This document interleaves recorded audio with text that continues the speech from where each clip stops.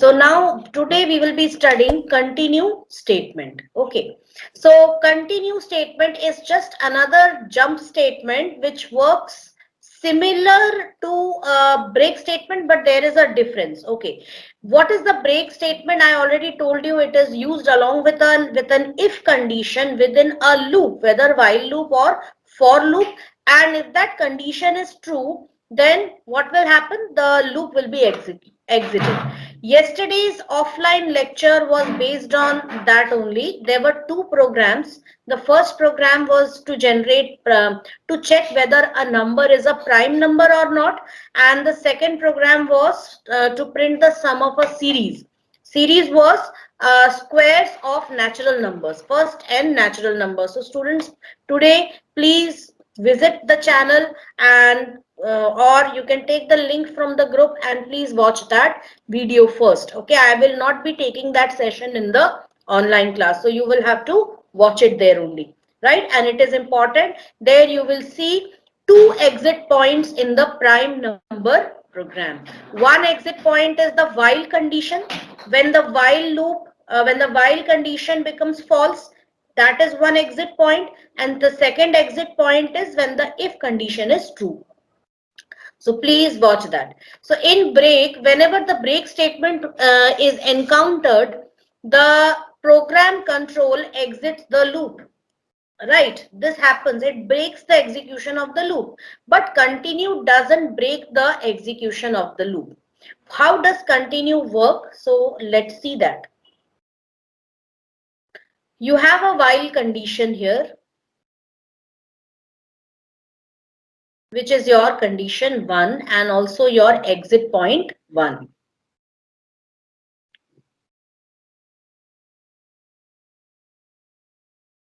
Now, if this condition is true, you will be executing certain statements, right?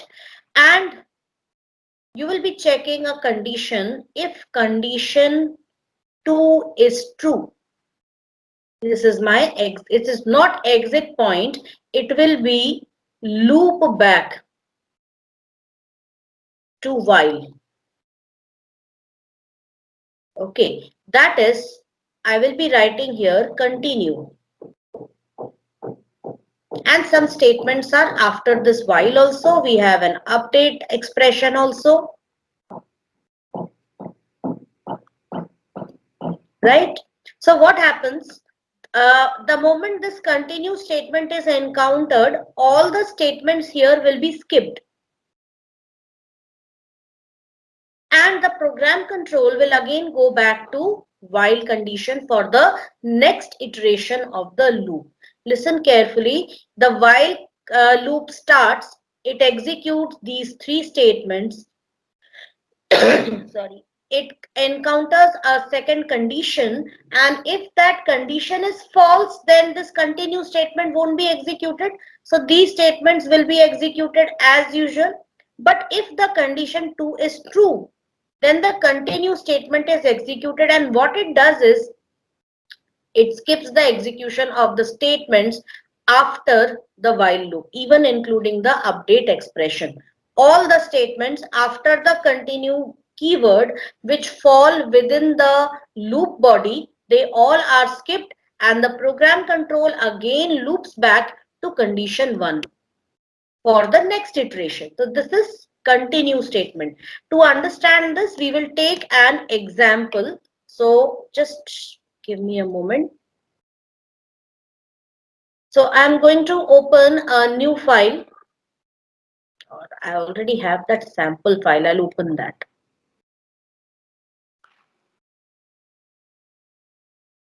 What happened now?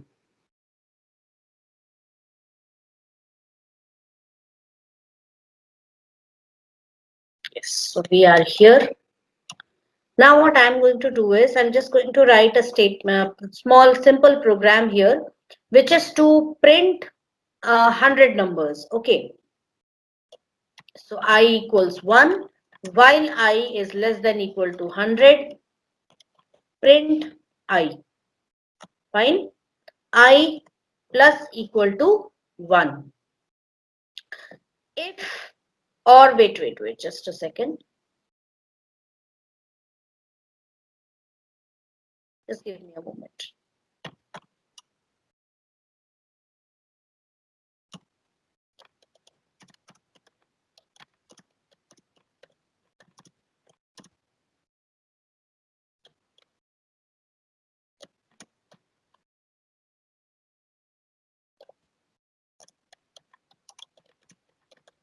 Write a program in Python to accept numbers from the user and print their squares. Go on accepting numbers from the user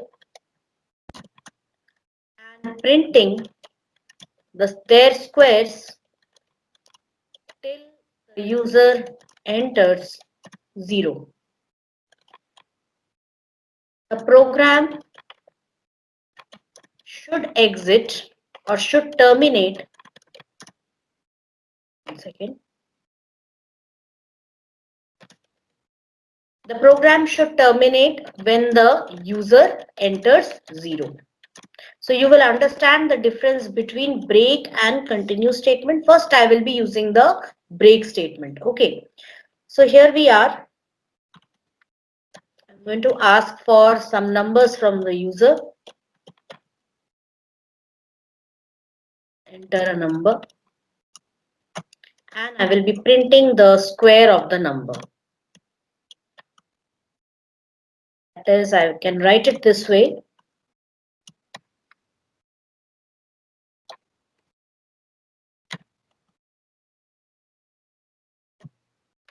Because I want to print the exact value of num, so I have made it into a dynamic part, and raised to the power 2 equals is made into a static part, and num raised to the power 2 using the exponentiation operator. Okay. And here I'm just going to write if num is equal to 0, break.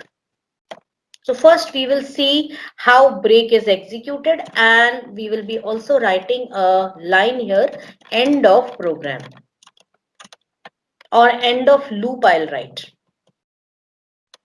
Right? Now let's run the program and see.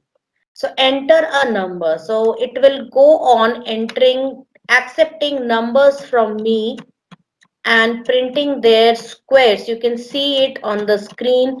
I am giving numbers, any number, and it is just accepting numbers. It will be accepting 100 numbers. Okay.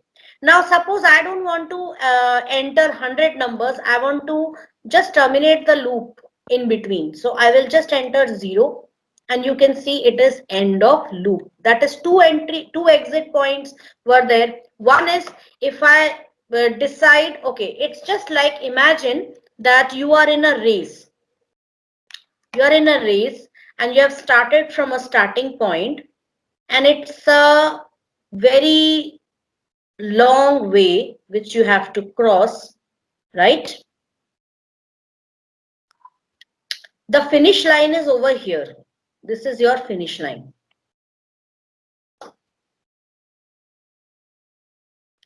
But in between you just get hurt. Now there are two ways to end the race. One is you go to the finish line. That would be one way of ending the race. And the second way is if you get injured in between, or you get tired in between, or you get sick in between, you can quit the race. Right? So there are two exit points. One is this and one is this one. So break works just like this. When you are already doing something, just taking a detour, just breaking something in between. Right? So that is known as what? Break. So I hope you understood what is break. What is the use of break statement over here? Right? One is that the loop is already going to exit till I is less than equal to 100. ये तो already है. If you reach this point, you will be exiting the loop. And if in between someone enters 0, someone enters num equals 0, then also it will be exited. Right? So if you don't want to reach up to 100, you want to break in middle, you can enter a number, enter 0 and you can break. Right. So this was break statement. Now what will happen if I enter continue over here? Now the idea is it's going to change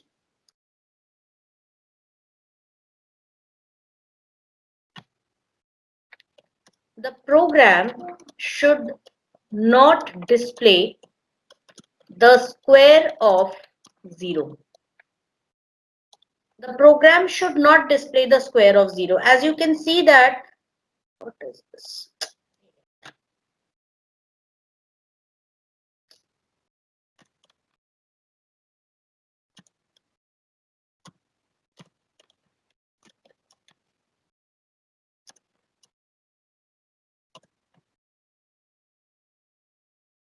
See, something or the other is happening. Doesn't matter, we'll leave that. So program should not display the square of 0. That is, the moment 0 is encountered, again it should ask for another number, right? That iteration won't be considered. So we will just write the value of I also, so that you understand how this iteration works. So I'll write here loop iteration number, that is I. What is the loop iteration number? Over here, I will be representing it by I. So let us start the execution. So I'm going to just reduce the screen size. Yes, enter a number. So I have entered number 2. This was loop iteration 1, first iteration of the loop. I entered number 3. This was the second iteration of the loop. I entered 6, third iteration. 4, fourth iteration. 45, this was the fifth iteration, right? 25, this was the sixth iteration. Now I enter 0. You can see clearly over here, neither the loop iteration number was printed nor the square was printed. Why did that happen? That was because we had a continue statement here. Hence, because of which all these three statements, their execution was skipped. Their execution didn't happen.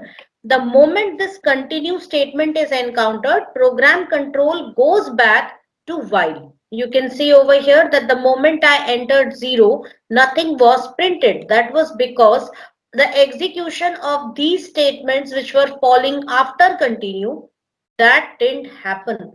That was skipped, and the program control again went back to checking the condition.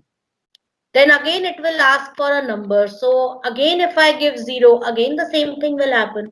It will ask for a number, and the moment I give a number, then it is going to display the iteration. And now you can see the iteration. The previous iteration was 6 and now the iteration is 7. That is, I was updated only when 48 was entered. A non-zero value was entered. जब non zero value दिया तभी I update हुआ. इसका मतलब क्या हुआ कि these three statements were not executed when continue statement was encountered, right? And this program is going to continue its iteration till 100. It will not break its execution. No matter how many times I enter 0, the program execution will not break. It will keep continuing till I reaches 100. You can see that how many times have I entered 0? 4 times here, 5, 6, 7. Okay, so I have entered 0 7 times. So those 7 iterations are not counted at all because I is not updated during that time. Understood? So only when you are entering some non-zero value for num and you are continuing to do that till I reaches 100, only then the loop will execute. Now I'll tell you a shortcut to execute from an infinite or very lengthy loop. If you want to cut short in between, if you want to cut the execution in between, you have to use a shortcut key combination known as Control C. Please note it down. This is for keyboard interrupt.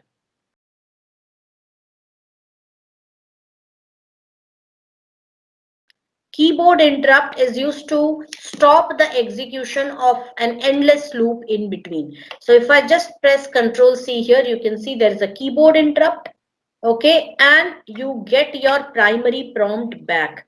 That is, the program execution stops. So whenever you are working with loops, you will come across situations where you have to deal with infinite loops. So in that case, to quickly come out of it, you don't need to close the Python window. Simply use the Control C command, and this will generate a keyboard interrupt which will help you to exit from an infinite loop, infinite or lengthy loop. अब 100 number कौन enter करते बैठेगा? Got it? So that is why I quickly exited the loop. So I hope that is clear to everyone, the difference between break and continue. Next, we'll see some programs, some series based problems.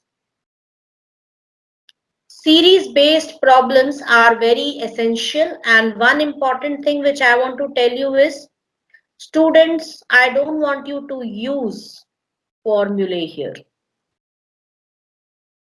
No formulae. Okay, do not use your mathematical formulae here. You have to only make use of loops. Is that clear? So only loops you will be using for handling such programs. If you write your program using, this won't be specified in the question using this loop, using that loop. You can use any loop. You can use for loop, you can use while loop. If it is specifically mentioned, use while loop, you have to use while loop. But if nothing is mentioned, it's if like in these questions, you cannot see the mention of any loop. Like here in this question number 2 and 3, you will think that okay, I'll use my mathematical arithmetic AP or GP formula over here. I will not accept that answer. You will get marks only for accepting input and displaying output, but you will lose marks for your logic part, okay, which is the main thing. So don't do that, because you will not get any marks over there, right? You have to use loops in this. Fine.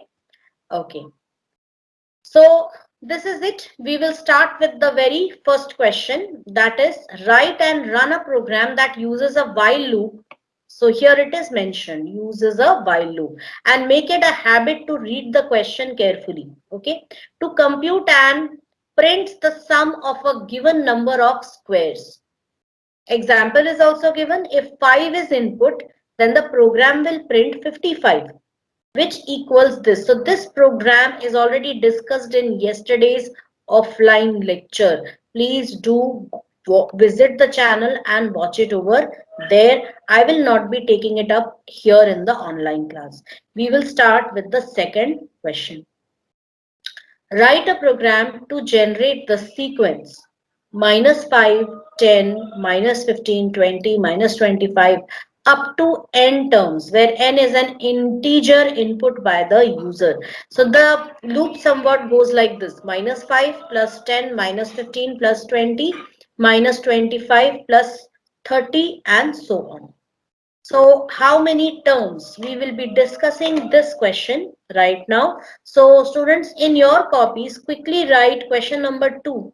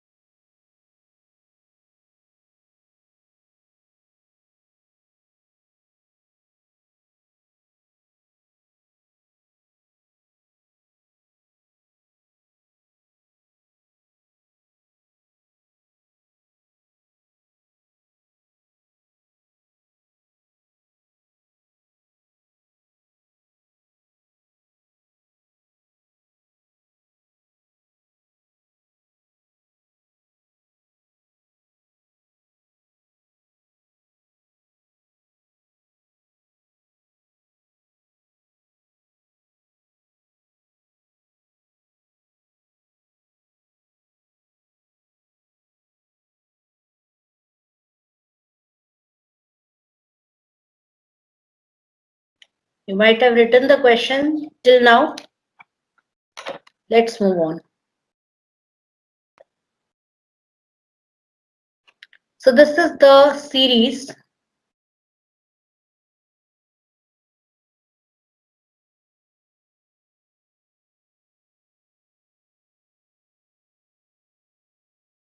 Up to some value t. Okay, we don't know what is the value of t. And how many terms I need? I need n terms. Like if I write here 1, 2, 3, 4, 5. So till minus 25, it is how many terms? 5 terms. Okay. So I have to generate, I have to print the sum of this, of 5 terms of this series. Now, first thing is to understand the pattern. What is the pattern? The pattern is very clear over here. There is a difference of 5. Okay. Forget about the sign right now. For sign, we will get somehow. There is a difference of 5. Okay. So what we can do is we can start a loop which will vary between 1 and n, which will handle that handling the number of iterations. भाई 5 बार मुझे इसके terms generate करके उसको sum करना है. So I will be taking I as the loop control variable, which will take how many values? N values, and suppose n is 5, it is going to take how many values? 5 values, right? Now what I am going to do is I am going to start with a value. I am going to start with a value. So here you can see very well that we have 5, and if I just multiply 5 by 1, I will get 5. If I multiply 5 by 2, I will get 10. If I multiply 5 by 3, I will get 15. If I multiply 5 by 4, I'll get 20. It's just like all the series problems which you get in your competitive exams. Okay. If I multiply 5 by 5, we'll get 25. And this way, at least I'm getting these terms. Terms generate ho rahe hain, right? So now what to do? Now that problem is this minus sign. And you can see the minus sign is in front of every odd term. That is first term, third term, fifth term, right? So how can I get a minus sign? We know that minus sign raised to the power something. That is, if it is raised to the power an even number, it will give us plus 1. And minus 1 raised to the power of an odd number will give us minus 1. So if I is 1, if I just multiply minus 1, that is if I raise minus 1 to the power of I. If I raise minus 1 to the power of 1 here, I will get minus 1. If I raise minus 1 to the power of 2, I will get plus. Okay. If I raise minus 1 to the power of 3, I will get what? Minus 1. ये पढ़ा होगा आपने. If I, for those whom it is not clear, minus 1 raised to the power 3 means minus 1 multiplied 3 times. So minus 1 into minus 1, minus minus will be plus, that will be plus 1 multiplied by minus 1. So plus and minus will give you minus, which will be minus 1. So same way it is the same, and for minus 1 raised to the power 4, it is minus minus is plus, so 1 into minus 1 into minus 1. So plus minus is minus, and again minus minus is plus. So every odd number, minus 1 raised to the power of every odd value will be a negative sign, and minus 1 raised to the power any even value will give you the positive sign. दोनों problem solve हो गई. One is to generate the terms and the other is to generate the minus sign. And now what we have to do? We have to add this to something. So we will take s equals 0 right in the beginning. Okay. And it will be somewhat like this. We will take a loop. We have already taken the loop. So S would be equal to S plus, firstly, the term, that is 5 multiplied by I, जिससे कि हमको ये value मिल जाएगी 5 into I 5, 5 into I 5. This 1 2 3 4 5, they are what? They are values of I with every iteration of the loop. Okay, so if I multiply and then 5 into 3, 5 into I 15, 5 into I 20, 5 into I 25. यहां से हमको ये terms मिल गए, right? And along with this I will be multiplying this sign, so -1 raised to the power I. So just check out the operator precedence. What will be executed first? The brackets will be executed first. Okay, let us take it for the first term. So the brackets will be executed first.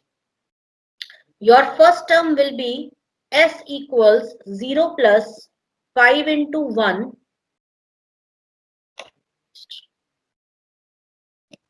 5 into 1 multiplied by -1 raised to the power 1. Fine. So very first brackets will be executed. So 0 plus 5 multiplied by -1 raised to the power 1. Now next, what will be executed? Exponentiation, because exponentiation has the highest precedence above all the operators. So 5 multiplied by -1 raised to the power 1 will give you -1 only. Then 0 plus. Now over here, multiplication. This -1 is a unary -1. So its precedence will be higher than plus and multiplication. So that is already done. We don't have to do anything in that. It only changes the sign of the number. Between plus and multiplication, multiplication will be done first. So 5 into -1 will give us what? -5. Plus and minus will together make it as minus, and what we get is -5, which is our very first term. Now let us see the second term. Okay, दूसरा term क्या होगा? S equals 0 plus 5 into I है, so into 2 multiplied by -1 raised to the power I, that is 2. अच्छा, 0 नहीं है, अब सम क्या बन चुका है? -5. So just pay attention here. यहाँ पे -5 है. अब जो भी ऐड होगा किसमें ऐड होगा? -5 में. So we'll keep it apart. 10 multiplied by -1 को ऐसे ही लिख दो, raised to the power 2. Which operator will be executed first? This one. 10 into -1 raised to the power 2 will give you +1 only. Okay. Equals. Now apart from this, now minus is a unary operator, so already this will be executed. Plus 10 into 1, which will be 10, equals -5 plus 10 will be giving you 5. So now what is the value of S? It is 5. Now the next term will be added to this. Complete the dry run. Complete this in your copy till n equals 5. Do it just now. And tell me and post on the group what is the final value of sum. Okay, fine. Harsh Kushwaha also very good. Minus. So everybody is getting -15. I've given a like to all of you. Very good. So now next step is to write the pseudocode. Now that we have understood the pattern, we have understood what pattern it is following, how we have to do, and our logic is already developed. This is my logic. This statement which I have written, this is my logic, and I have tested that also through this dry run. Right? So now I think we are good to go, and we can start on our pseudocode. So I'll be writing the pseudocode here.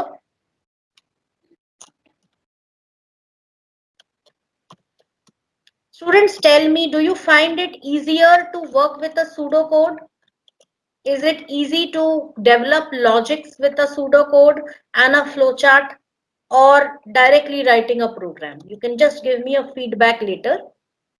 So we are starting with a pseudocode. The very first thing which we need is the number of terms. Okay, so I'm going to ask read number of terms, and that number of terms is n. Then initialize I equals 1. Set s equals 0. So these are all the initial statements, which, and always remember one rule of thumb. The statement which you want to repeatedly execute, that will be the part of the loop.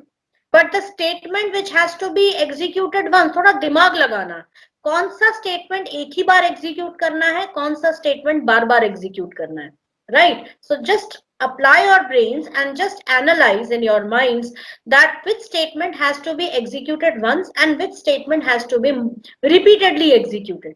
Okay, the repeatedly executable statements have to be kept within a loop, and the statements which are to be executed only once will be kept outside the loop. So all these statements are outside the loop right now. Okay, now we will start.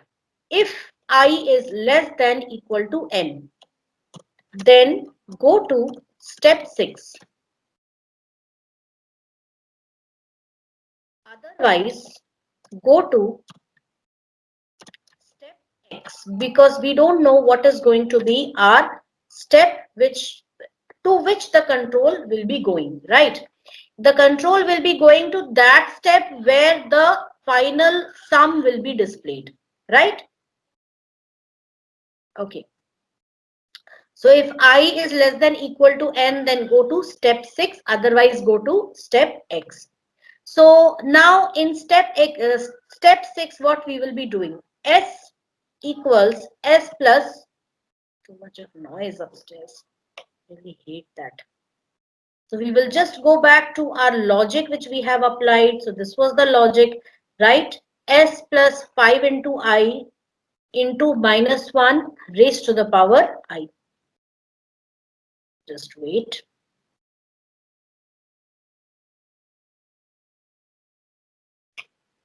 Okay. S plus 5 into I. Just wait. Let me take the attendance first.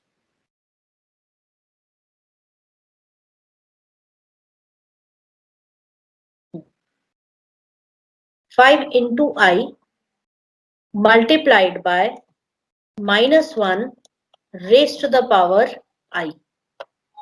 Okay, so that is S, which is the sum. So I'll just be writing here.